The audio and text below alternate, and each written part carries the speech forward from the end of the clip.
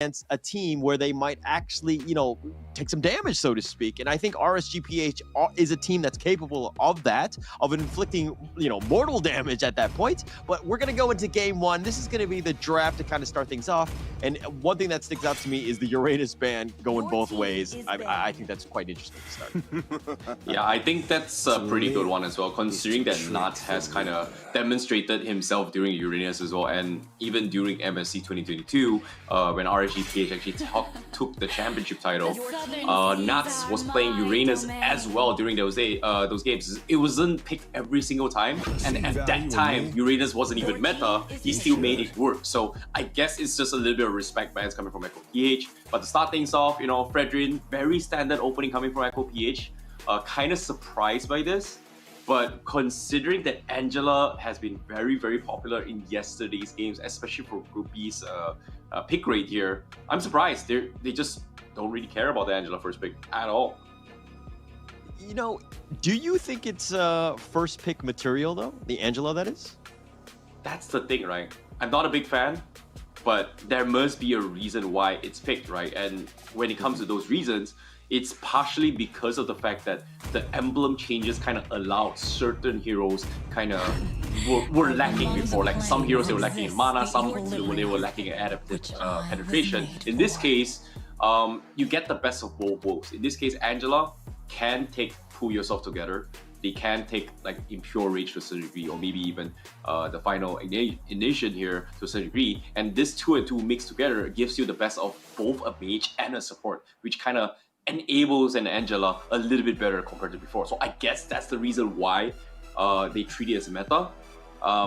But is it first pick material? I don't really like it. I think it's not, because it's pretty one-dimensional to me. You have to play the macro game for sure. You're not going to be playing 5v5 all the way through. Technically, if you have your ult, obviously you're going to be joining the fight, but you need someone to soak damage. And I like a strong beefy tank in the front lines, opening up the map for me, rather than having an XP lane who's probably on the other side of the map, and not oftentimes you have them in front of you bush checking for you. Yeah, I agree.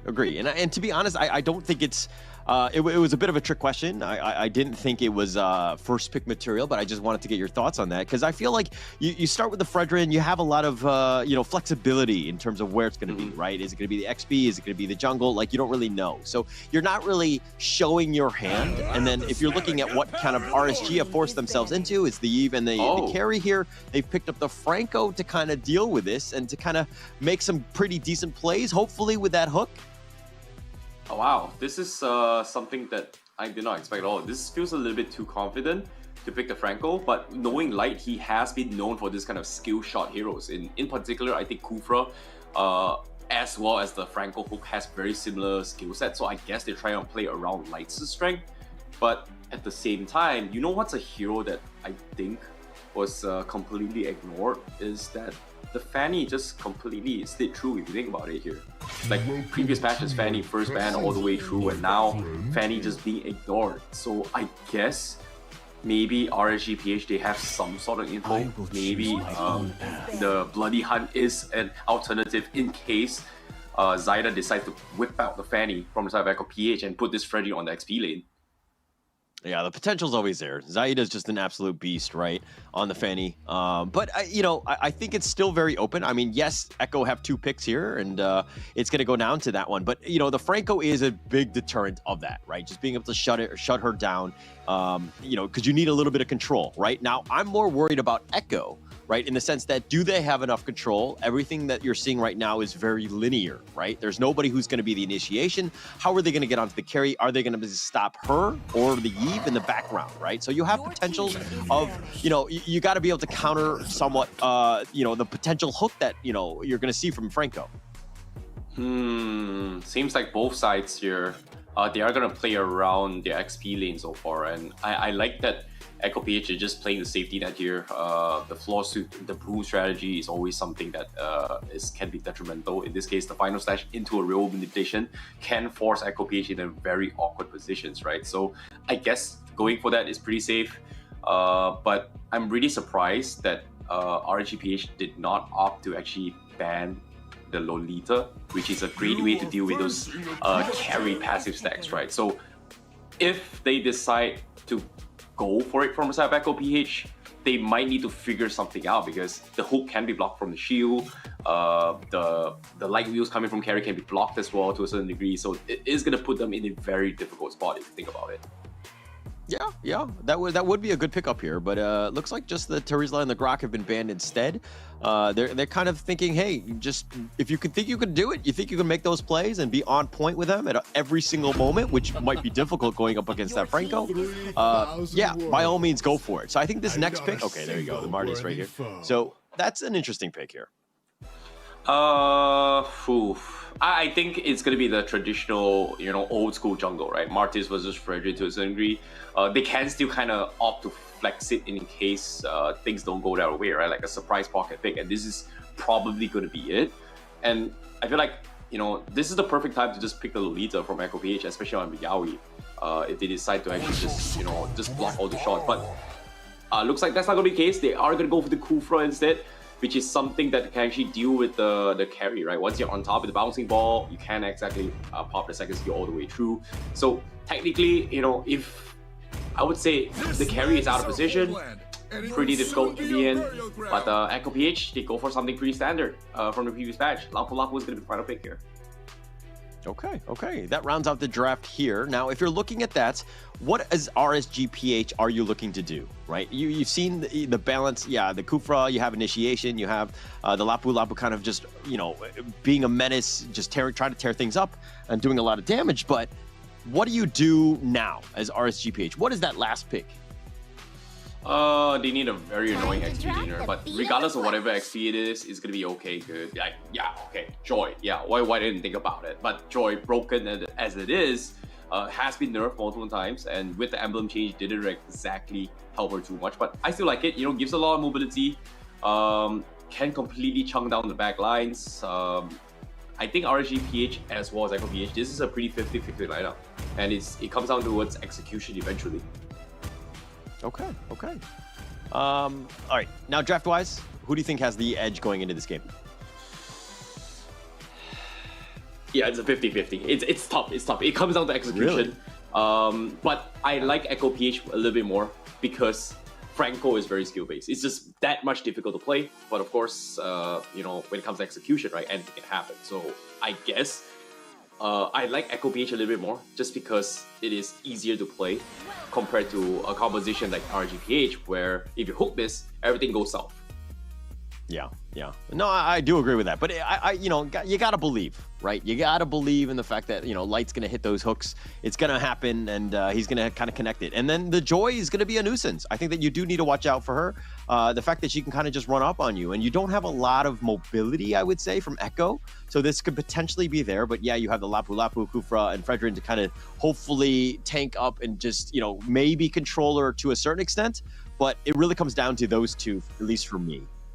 Well, without further ado, we are going to be jumping straight into game, and this is going to be the first match for today on B stream here. It is going to be Echo PH on the blue side and RSGPH on the red side. And of course, we are going to see the traditional front to front, the junglers, Zaida and versus Demon Kite, Fredrin versus Martis. Well, it's not the end of the world. It's still a pretty fun one, but of course, I want to see how it goes, because eventually, when it comes to starting compositions, I guess Echo PH, they are going to send the Roman down mid and the Mage down towards the XP laner to start things off with a little bit more XP. I guess Echo PH, they really want to dominate their first Turtle Clash to try and get Sanji up on his level 4 as quickly as he can. And look at this, it's already level 2 alongside the Aqua, of course, but it comes down to a little bit of execution here. Nice Tyrant's Revenge. Light's going to be, take a little decent amount of damage on this one, and they're going to just kind of disengage at this point. But okay, let's talk. I mean, we know about the draft. You said it was 50-50, but who has to win the laning phase? Who has a bit of a clock on them? I think when it comes to Echo PH, they definitely need to play this a little bit slow, at least towards the middle stage of the game, right? Like, they need to be able to snowball a little bit in order to kind of prevent Iman from getting super out of control, because Iman is going to tank through Freddy's shield and HP very quickly here, but in this case, he's going to get caught out here. Oh, Zaida, that's one hook, and he's going to use the energy eruption just to get to safety. He dashes over the wall, he's going to be fine. The Tyrant's Revenge a little bit off the mark, but now Yaoi has to flicker. He has to bouncy ball away. And yeah, I guess RSG made them waste some of their cooldowns here, but all in all, no kills. Yeah, you know, as soon as I say that EcoPH should be playing a little bit slow, RSGPH, it seems like they want to try and accelerate Iman's farm, because right now the win condition for them is to make sure that Iman gets the necessary farm in order to snowball on this tanky composition, right? Light, right now on this Franco, does have his nerves despite the previous patch. Franco is not as much strong as he can, but now Turtle Clash comes in, it is going to be important for them. Oh, the turtle! Demon Kite will steal it. The fast fingers are on point. Nat's going to be there. They do have the nice suppression. The Bloody Hunt locking him down. And mind you, Joy has been killed. Nats, that is. And they have the flicker from Sanford. He's going to get away. Yaoi had died as well. It's 1-1. Yeah, this is so important for both sides. Like, the first clash, you know, as soon as I was talking about it here, they needed to win this 50-50. Yeah, it's a big dub coming from Demon Kite, but losing Nuts, not exactly a good sign, because that means Sanford will be able to do what he wants as a Lapu Lapu. And Ninam, remind you, Lapu Lapu is so underrated in the mid game. Definitely, definitely. And, you know, you got to harass him, and you got to make sure that he has to fight for his farm, so to speak. Light flickering away, Tyrant's Revenge just on the backside, but the real world manipulation, that's going to be committed. That was the stolen one, but Light is just too tanky at this point. Yeah, Yaoi, you know, if he had the flicker, he would have just connected there, but unfortunately, it was on cooldown. So fortunately for RSGPH, they will escape with a little bit of confidence. So buying time is going to be the key winning factor, but EcoPH, they're playing a little bit aggressive now, as they want to try and stop Iman's from down bottom. It seems like they are already preemptively setting up for the turtle, like 45 seconds ahead of time, but looks like there is going to be a revenge. They're going to focus it up, and Light is going to get blown up. He was just trying to walk through the life of a roamer. Sometimes you just check a brush, and then you just get blown up. Yeah, that was huge. Like, this is like something that RSGPH weren't expecting as well. Like, I think EcoPH going for this early gank, I would say early setup, it was just them getting caught off guard. So that just means that if things didn't work the way it should, like if Sanford just lost his lanes up top, this play right here would have been very costly coming from EcoPH. Yes, definitely, definitely. But it looks like they're going to back off here. I mean, the turtle is up in about 7 seconds, so that's going to be the next big engagement here. But Zaida stick it around. A little bit of a dance with Demon Kite, just checking each other out more than anything else. But now the turtle is here. Yeah, when it comes to this turtle fight, I think RGB, like, they need Light to get that perfect hook to actually shut it down, but half HP, they got the hook though! Oh, the real world manipulation, they've got him with the Bloody Hunt. The combo is on point. Sanford has been killed, but the turtle has been taken already by RSGPH. Can they get anything else? They use Bennett's Rage, Hiru's Passion, anything to keep Yaoi there, but he's been locked in. He's going to be killed, and Demon Kite gets a kill. Oh boy, like as soon as I say it, like you know, sometimes I gotta call myself a prophet, but this is very, very important for RSGPH. Like, they have been punished and pressured all this way through. This is go time for them, and can they take advantage of it? Because Iman now is level 7, just barely 5 minutes a game. This is a very powered farm carry, and by the 8-minute, 9-minute mark, if Echo does nothing about this, RGPH is just gonna completely dumpster all the tankiness coming from EcoPH, and even the itemization as well. Zaida, he just got his Radiant Armor, not necessarily the greatest item to do with the burst coming from Iman later on. Yeah, but I mean, RSGPH have done a good job of creating a lot of space for Iman. They got that T1 very early. Now RSG is making an appearance into the mid lane, hopefully looking to push that one in. But again, this is a, you know, RSGPH have played this well. They're up 1.8K. This is exactly how they wanted this game to go.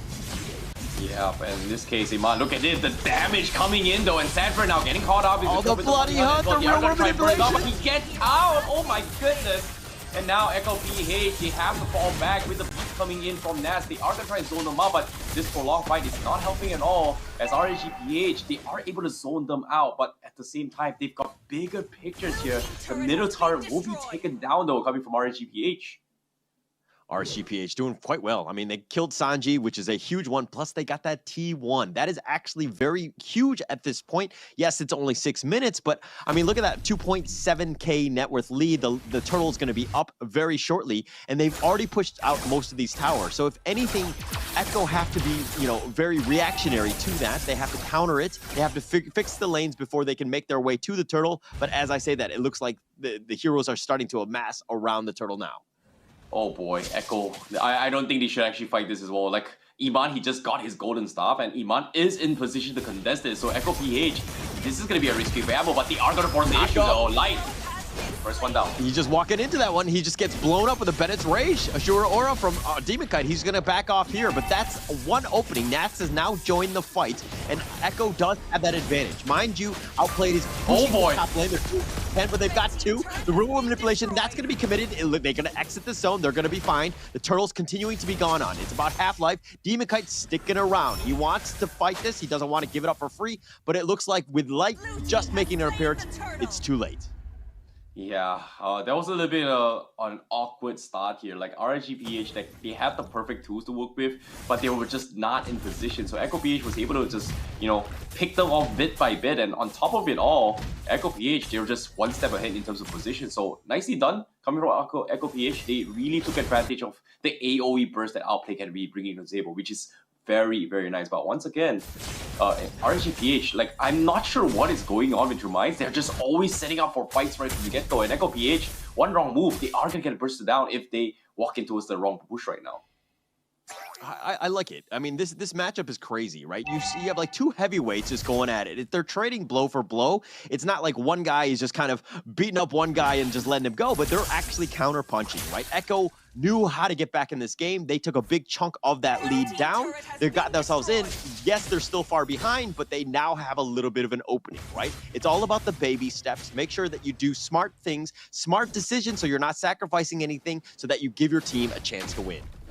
Oh, the time Yaoi going in way too deep. He's going to be left for dead. Aqua will snipe him out. The real manipulation is just going to zone out the rest of them, but it looks like they want to continue on. Zaida's going ham, and they've got him, and Sanji's on the backside. He's focusing on Aqua, but he's taking a lot of damage. Joy, now they've got the Bloody Hunt. They're locking down Sanjay. He flickers to safety. Demon Kite's already been killed. Nats is going to take him out. He's going to run away. Sanji's going to be killed as well.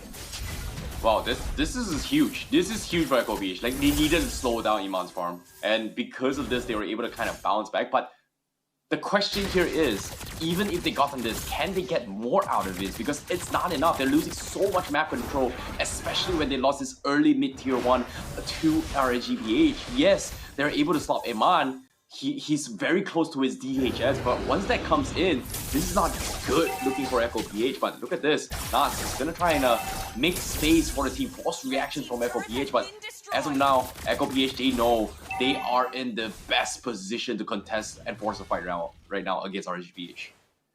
Look at the net worth lead. It's like, it's next to nothing right now. It's a 50-50 at this point again. And you see how these two teams are very familiar with each other. They understand the play styles. They know what's going on, and they know how to get back in this game. Look at this Lord now. This Lord dance is actually huge for not only the objective, but to kind of dictate the pace of the next 5 or so minutes, right? It's the 10-minute mark here. Of course, this is the first Lord, and now Zaida is just tanking it up in the front. Yeah, this is tough. This is tough. They need Iman's DHS up right now. You can see Iman, he's trying to find the because of that, but they forced the fight though. Real manipulation. They got him. And then it looks like life is getting very low, but they're going to look to kill. Sanford kills him out. Sanford now on the back line. Iman's been killed. Most of the damage is in there, but Zaid is going to be killed in return. Demon Kite is trying to fight this, trying to get into this one, trying to do as much damage as possible. Yaoi misses the Tyrant's Revenge, and it looks like they're going to disengage at this point, but it's a 2-for-1, and that was slightly favored in Echo's way. Oh boy, like the little things that Echo PH is doing is just incredible. They found the timing, and you can see the desperation for RSGPH, right? Like, hey, Iman needs his DHS. Like, they're trying to get farm for him, and while he's trying to look for farm, Echo PH punishes that. And this is huge, and now, even now, right now, they're still forcing a long fight, and there's nothing RSGPH can do. Oh, they're going in! Naps has been blown up! Demon Kite has been killed as well, and the Lord is looking to be killed as well, and Outplayed will take that one. Echo win that one in spades. They've got 2 kills in addition to the Lord. That's exactly what you want as Echo. is huge, but again, Yawi went absolute catch once again, but Light now gonna be a little bit of trouble here. He's gonna be caught out. Echo, they're gonna try and collapse, but fortunately for him, he's gonna be but he pulls them back right on the tower. Zaida is gonna be bursted down. Iman looking for the size here. Yawi tries to sacrifice his life, but they will lose 2 for nothing, potentially, but Zaida, he actually gets out. Yeah, very taking. Iman was focusing his attention onto Yawi. Yawi had jumped it. He was like, all right, I'm going to sacrifice myself. Jumped into Iman, and Iman was like, okay, I'll take that one out. But unfortunately, he wasn't able to kill Zaida in return. So that they're going to back off here. Now the Lord is going to crash in the top lane. RSG will easily take that one out. But it's a bit of a coin flip at this point. But, you know, the 3K net worth lead going the way of Echo. I don't know if that was intentional, but from the way that I saw it, Yawi looked like he was feeding, right? Technically, he just dived in the tower for no reason. He tried to predict a play onto his Iman, etc. But that play right there, even though he died, bought like 3 seconds and stopping Iman from actually rotating to collapse Zaida, and bought like 2 seconds for Zaida to get out. So I would say that was a very, very good sacrificial play, even though it looks like he's feeding. But if Zaida doesn't die, they still have the momentum in Echo PH's favor. Yeah, and actually, I don't think if Yawi doesn't do that, I think Zaida dies, right? Iman would definitely have focused him and would bursted him down. But Yawi was like, all right, I got this. It's okay for me to die. I'm just a level 11 Kufa right now. You know, it's not the worst thing in the world. I think it was a good team play. Yeah, definitely. Like, I don't know if it's intentional, but that was a very, very smart play. Like, they cannot afford to let Iman get super out of control. Like, getting a kill on a roamer, it's better than getting a kill on a jungler, right? Like, you get way much more gold on the targets here. Like, if you have a little bit more gold net worth here, in this case, Sanford definitely, sorry, not Sanford, Zaida is pretty much on the top of the net worth from the side of Echo PH. So if you get a kill on that, that's going to be skyrocketing whatever Echo PH is trying to deny of, and which is giving Iman farm right from get-go. And right now, outplay is still like 1.3k ahead of him. So that's still a good sign for Echo PH. But this is what I'm talking about.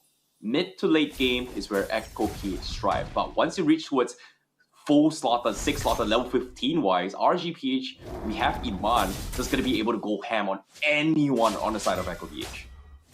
Yeah, and that's going to be a scary point. It's like you need to ensure, you know, the right initiation is on, like, going to be there. Yawi needs to focus on, he needs to understand who needs to die, who needs to be controlled, right? It really comes down to Yawi making plays. Are they able to win those team fight? Where was Yawi? How did he do? We're going to have to find out.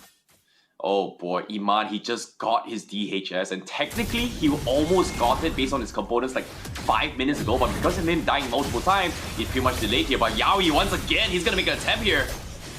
They're going to go for it, but it looks like they're going to be a little bit off. They're going to flicker for this, but, you know, Iman and them have kind of phantom stepped away, but they did get light. They got one thing, and they're now turning this around, and now Nats is going to join the fight. The Rhythm of Joy just doing some AoE damage. He's bursting him. Sanji gets killed. Eventually, Nats is going to focus on that one, and it looks like they've got Demon Kite as well. Do they get something in return? They do. Nats will perish. Oh, but the nice knife shot kills Yawi. He's going to be killed, and it looks like it's a 3 for 2 in favor of Echo.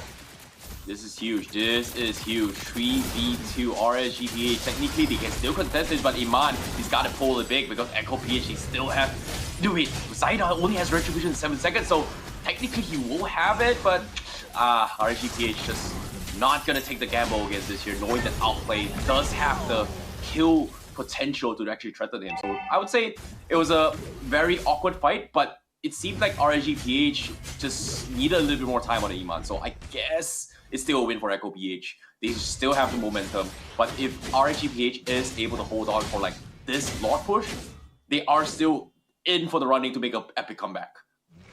Yes, definitely, you know, they have a potential, but I feel like the team fights are not going RSGPH's way because the fights are being taken to them. Echo are dictating when to fight, right? They're finding light, they're forcing it down. If he gets killed early, yeah, it sucks, and yeah, I mean, just the roamer, but it's one of those things where he provides a lot of control. If he was able to hook you, get the bloody hunt, let the team kind of burst everybody down, you're gonna have a much better team fight than what we're seeing. So it seems like they need to kind of amass better, to take different angles and let light start the fight.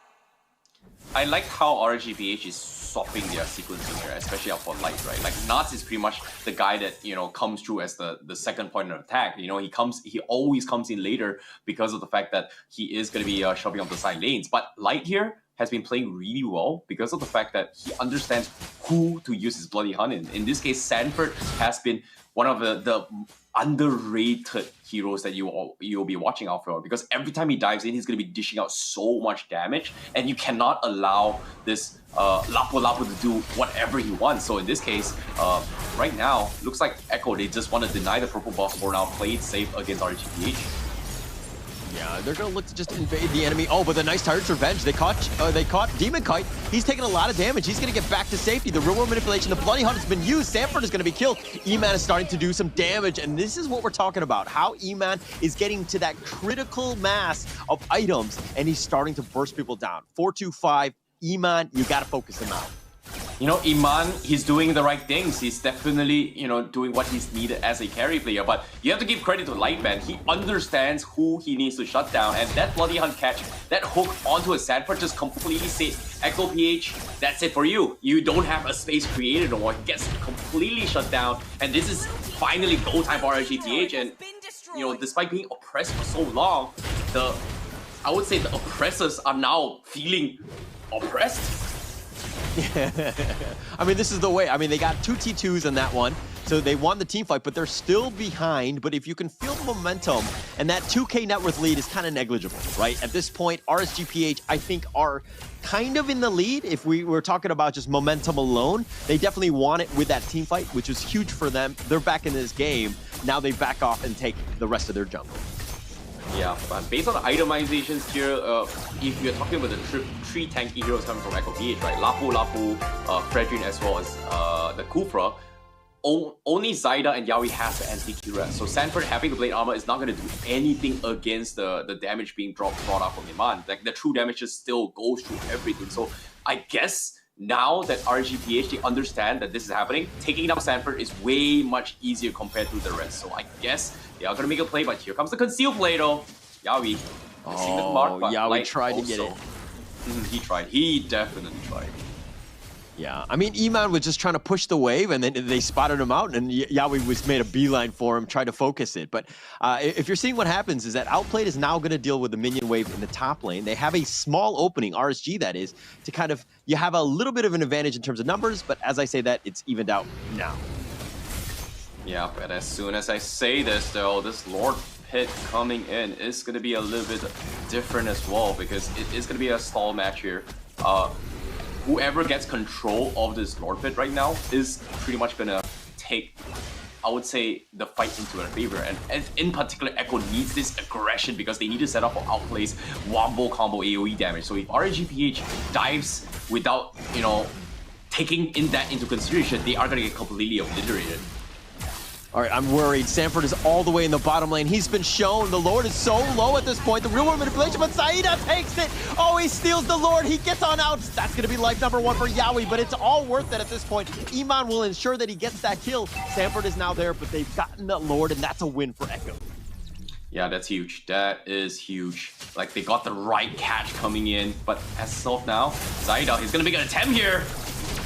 He's going to go for this one, but the Lord has taken most of the brunt of the RSGPH damage, and I mean, it is just an early one in that sense, but Demon Kite, can they get any sort of follow-up? The hook has already been used. It's on cooldown. Now they're just chasing after them, and Echo are like, all right, I'm out of here, bro. Okay. You know, we finally got to this stage. This is exactly what RSGPH wants. Echo, they realize the fact that, hey, you know what? I can't believe the game got dragged out in this phase here. Technically, we were just dominating the early game. Right now, they cannot afford to make any mistakes. You do see immortalities being purchased from Zyda. That means Echo PH is going to be put in a spot where they need to start building up those immortality swaps. They need to start building up those winter trunket economy as well.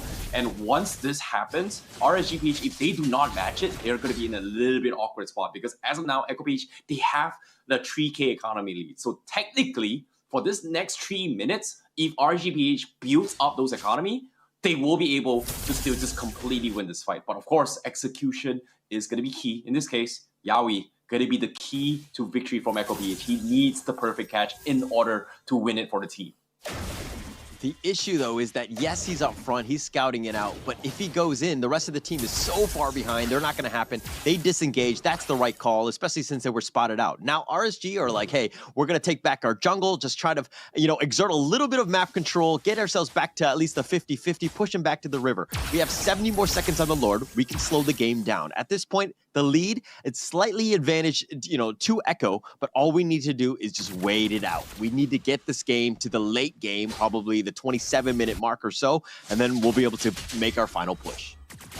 Yeah, it's all about building economies, but we do see 2 immortalities up on Echo PH. RSGPH only has light available, and you don't really want to start the fight with light as the get-go, right? Like, RSGPH has been winning those fights because of the fact that they are reacting to Echo PH's mishaps. In this case, the win condition here is to shut down Sanford right on the get-go and then just winning the fight. So I guess RSGPH, they're playing safe. If Echo is not doing anything unnecessary, just farm up and, play safe. And 20 seconds left before this next Lord means that it is going to be very, very important here. Aqua, having the Winter Trunkin is going to buy a little bit more time, but they have to switch up their rotations here on who should be starting the fight first. Yeah. Oh, they're trying to find Nats. Oh, they're going to let him go. Okay, they're going to deal with the minions. Nats will take that one out. But let me talk a little bit about Outplayed. I mean, a little under the radar. Yes, he's gotten some kills left and right, but he's 6-0-4. As your marksman on the team, like, that's a perfect game, right? Like, positioning has been on point. Yeah, I guess. But now with the Lord Fit coming in, Demon Kai trying to pull aggro away, but Light, he gets the hook though! They found him and they blow up Sanji! They're going to take it out, and they're going to take a Yaoi as well, and that's the opening. The Lord is now wide open. Echo with only 3 members. I don't think you can defend this or try to contest it at this point. They make a beeline for their base. They're going to defend as much as they can.